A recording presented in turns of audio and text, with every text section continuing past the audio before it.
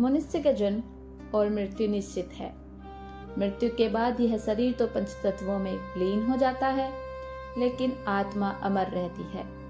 हमारे माता पिता, दादा दादी और वो सारे पूर्वज जिन्होंने हमें जन्म दिया, पाला पोसा, संस्कार दिए, उनके प्रति हमारा एक ऋण होता है। वो ऋण पितृ ऋण होता है। इसी ऋण को चुकाने का मार्ग है श्राद्ध। श्राद्ध का अर्थ होता है श्राद्ध में किया गया अर्पण। इस दिन हम अपने पितरों को याद करते हैं, उनके नाम से दान पुण्य करते हैं, भोजन अर्पित करते हैं। कहते हैं जब पितृ प्रसन्न होते हैं तो घर परिवार में सुख, शांति और समृद्धि बनी रहती है। लेकिन यदि कोई श्राद्ध को अवहेलना करता है या पितरों का सम्मान नहीं करता तो जीवन में अड़चन, दुख और अशांति बढ़ने लगती है।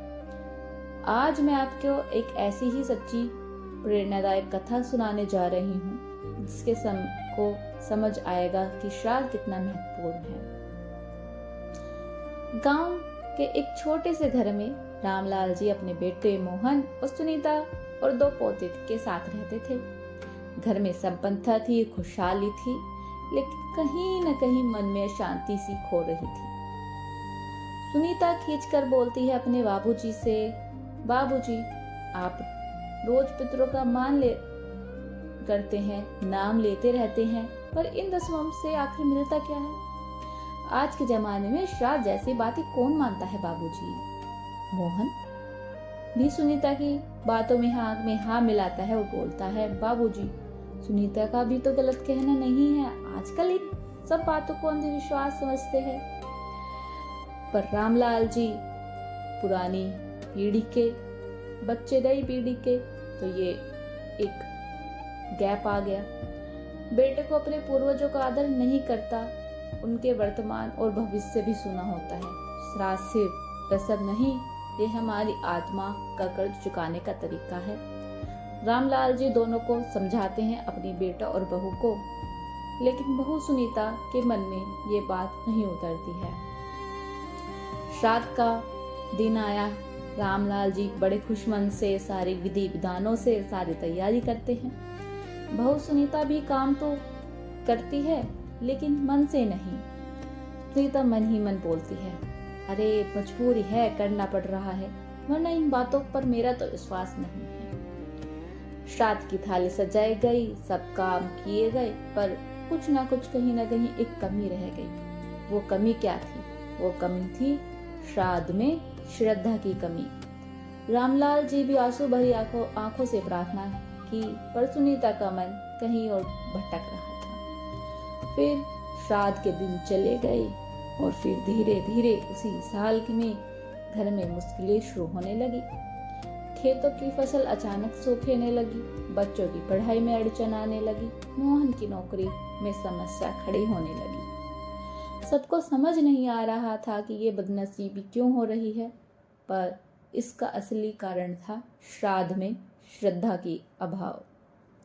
अगला ही साल आया, फिर श्राद्ध आए। जब श्राद्ध का दिन आया तो फिर वही हुआ।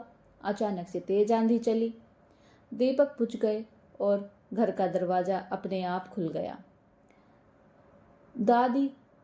दादाजी ये क्या हो रहा है? पूता डरते हुए बोलता अपने दादाजी से। सुनीता भी घबराकर, अरे ये तो अशुभ संकेत है। तभी आंगन में एक साधु प्रकट हुए।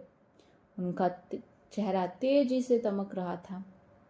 साधु गंभीर स्वर में रामलाल जी से बोलते हैं, रामलाल तुम्हारे घर में पितरे नाराज हैं।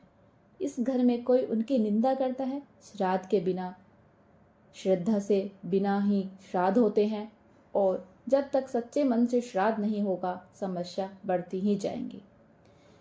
ये सब सुनकर सबकी नजरें सुनीता की ओर गईं। सुनीता भी मन ही मन गिड़गिड़ाई और रोते हुए उसे भी आभास हुआ, मुझे बहुत बड़ी भूल हो गई है बाबा, मैं श्राद्ध को मजाक समझा, बिना मन के किए और अपने ही घर पर संकट बुला लिया, मुझे माफ कर दीजिए साधु जी। साधु बड़े ही विनम्रता से कोमल आवाज में बोलते हैं, बेटा भूल तो सभी से हो जाती है, भूल का प्रायश्चित भी होता है। अगले साल जब श्राद्ध करो तो पूरे दिल से श्रद्धा और विश्वास के साथ करना, तभी पितृ प्रसन्न होंगे। फिर साल बीता, दरिद्रता से दिन गुजरे। अगले साल श्राद्ध का दिन आया। इस बार सुनीता ने मन बदल लिया, पूरे भक्ति भाव से तैयार की। स्वच्छ पकवान, ब्राह्मण भोज, दान पुण्य आदि सब चीजें की। सुनीता भरे गले से हाथ जोड़कर, हे पितरों, मेरी गलती माफ करना। आज मैं पूरे मन से आपको अर्पण करती हूँ। हमें आपका आशीर्वाद देना। जैसे ही अर्पण पूरा हुआ, घर का वातावरण बदलने लगा। दीपक अपने आप प्रज्वलित हो उठे। हवा में शांति फैल गई और सबके मन में अजीब सी सुकून उतर गया। उस दिन के बाद से मोहन और सुनीता के जीवन में समृद्धि आने लगी। खेतों में फिर से वही रौनक, हरी भरी फसल लहलहाने लगी। बच्चों की पढ़ाई में सफलता मिलती रही। घर में खुशहाली लौट आई। रामलाल जी भी खुश होकर बोलते हैं, देखो पितरों ने हमारी प्रार्थना सुन ली। जब श्राद्ध में श्रद्धा नहीं होती तो सब मंगलमय होता है, नहीं होता, और जब श्राद्ध में श्रद्धा होती है तो सब मंगलमय हो जाता है। दोस्तों, आज का टाइम भले ही बदल गया, पर हमें कुछ चीजें अपने पुराने ही विचारों से करनी चाहिए। श्राद्ध केवल एक परंपरा नहीं, ये हमारे पूर्वजों के प्रति प्रेम और कृतज्ञता की अभिव्यक्ति है। याद रखिए, जो श्राद्ध बिना मन के करते हैं उनके जीवन में दुख आते हैं, लेकिन जो पूरे दिल से करता है उसके घर में सुख, शांति और समृद्धि बरकती है। तो चलिए मिलते हैं नेक्स्ट कहानी में। आई होप कि आप सबको ये पसंद आई हो, और लाइक करिए, सब्सक्राइब भी करिए। बने रहिए मेरी दिलचस्प कहानियों के साथ में। शुक्रिया।